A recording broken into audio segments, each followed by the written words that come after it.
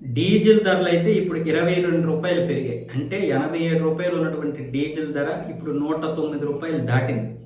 కొన్ని ప్రాంతాల్లో 109, 110, 111, 108 ఇలా ఉంటది. యావరేజ్‌గా రూ. 109కి వెళ్ళిపోయింది. అంటే ఇప్పుడు దీని యొక్క ధరలు ఇలా ఉన్నాయంటే భవిష్యత్తులో ఇంకా పెరగొచ్చు. దీని మీద ఆధారపడినటువంటి అంతా కూడా పెరిగిపోతాయి. రవాణా కావచ్చు, అలాగే డీజిల్ ఎక్కువగా ఇండస్ట్రియల్‌కి ఉపయోగపడుతుంది. జనరేటర్లకు కావచ్చు, లేకపోతే పరిశ్రమలకు కావచ్చు.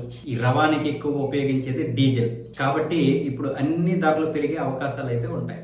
ఎందుకు అంటే ముఖ్యంగా మిడిల్ ఈస్ట్ యుద్ధంలో ప్రధానంగా యుద్ధం ఇలాగ సాగితే వచ్చేది కాదు. కానీ ఇప్పుడు వీళ్ళు ఒకరికి ఒకరు ఇరాన్ కావచ్చు, గల్ఫ్ దేశాలు కావచ్చు, ఇజ్రాయెల్ కావచ్చు, ఈ ప్రధానమైనటువంటి గ్యాస్ క్షేత్రాల మీద దాడులు చేసుకోవడం వల్ల ఇంత పెద్ద ఫ్లక్చుయేషన్ అయితే వస్తుంది. సో ఇలాంటి పరిస్థితుల్లో ఈ యొక్క ధరలు పెరిగిపోతున్నాయి. కేవలం ఒక్కొక్కరు ఆర్థిక జీవనాడి మీద దాడులు చేసుకుంటున్నారు. దానివల్ల ఇప్పుడు మన యొక్క పరిస్థితి ఇలా దాపురించింది.